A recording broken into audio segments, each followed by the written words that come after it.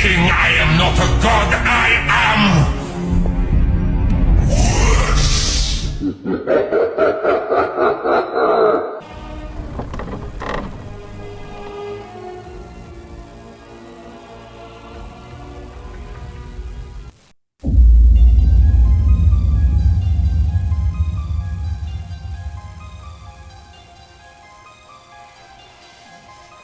Welcome, boys and ghouls. This is my spooky story time for you. I'm your host, Lord Graves. I'll be reading you 3 urban legends that may or may not be true. One of them for sure is true, and we'll include a picture at the end of the story. Our first story is called The Coffin of Robert Batts. Robert was a young Englishman who always insisted on being buried in his ancestors' vault. On August 12, 1680, he accidentally drowned at the age of 23. Despite his earlier instructions, he was buried in the church courtyard instead. That night, his sister had a dream that featured Robert saying how upset he was that he was not in the family vault. In the following morning, Robert's coffin was found dug up, and his body was undisturbed. The coffin itself was in perfect condition. After it was reburied, his coffin was outside his grave 2 more times. Before his sister would tell her family about the dreams, and now Robert lays to rest in his family vault.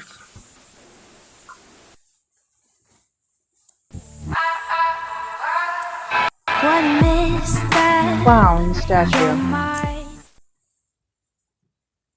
A few years ago, there was a couple who had a nice big house with 2 children, a boy and a girl. After taking care of the kids all week, the mother and father decided they would call a babysitter. When she got to the house, the parents told her to fix the kids' supper and then to put them to bed. They also told her that she can watch TV and help herself to anything in the fridge. The mother asked for her to watch the TV upstairs in their bedroom instead of downstairs because the kids have been recently having nightmares, and if they started crying, that way she would be able to get to them quicker. The babysitter agreed, and then the parents left for dinner. After the girl fed the boy and girl, she gave them a story and then tucked them into bed, turning off the lights, and went to go watch TV. When the babysitter walked into the parents' bedroom, she noticed there was a creepy-looking statue standing in the corner of the room. She tried to ignore it, but it was so eerie and disturbing that it just sent chills down her spine. It felt like it was staring at her. As time began to pass, the babysitter started to feel more uneasy about the clown statue. When she glanced at it, she swore it moved. After a while, the clown statue began to freak her out so much that she just couldn't contain herself anymore, so she went downstairs and she called the parents. When they answered, she told them that everything was fine and the kids were asleep, but she wanted to know if it was okay if she could watch TV downstairs. When they told her that it was okay, they also asked why. And she told them that she didn't feel comfortable with the clown statue in the room. One of the parents asked, "Clown statue?"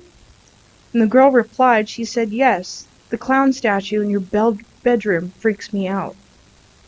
The phone went silent, and the father came onto the phone and he said, "Listen to me very carefully. Take the children and get out of the house. We will call the police." When the girl asked what was wrong, the father replied with, "We don't have a clown statue."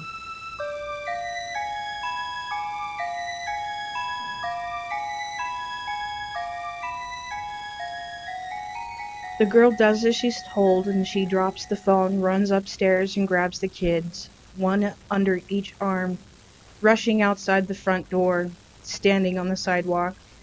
When she comforts the kids, she looks up at the bedroom, and peeking through a gap in the curtains was a white painted face of a clown.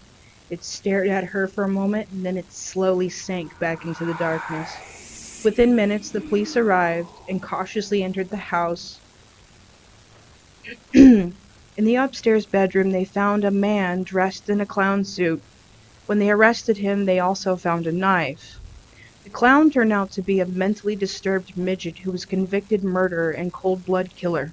The evil man had been stalking the family for months, lurking in their attic during the daytime and coming out at night, sneaking around the house. For weeks, the children have been complaining about a clown statue that stood in their room and watched them sleep, but the parents just dismissed it as nightmares.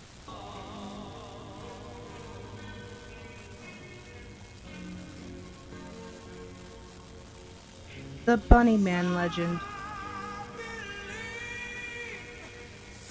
In the early 20th century, deep in the woods that divided the town of Clifton from Fairfax Station, there was an asylum for the insane.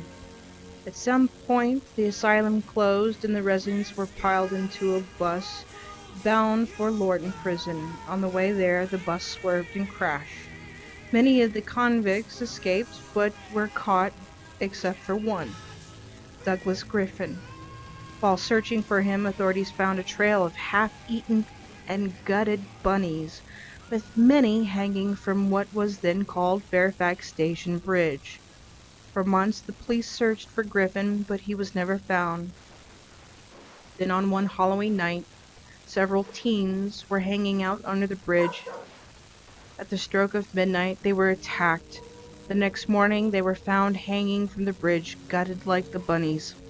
To this day, it's said that if you are at Bunny Man Bridge at midnight on Halloween night, you too will meet the fate of those teens and the rabbits. To my understanding, there are many different variations of the Bunny Man, and the first time I read it, it went along the lines of escaped convicts running through the forest and a couple of officers searching for them. And they came across a string of rabbit corpses hung from trees along the way. They ended up getting over by a bridge that had a train track going above it. And when they got there, one of the escaped convicts from the asylum was hung upside down and gutted, just like those rabbits they'd seen. And the other missing patient had reportedly been convicted for murder on Easter.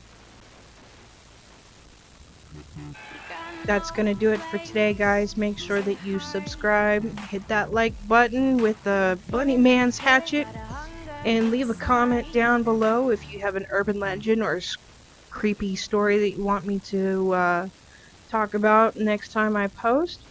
And until then, keep digging.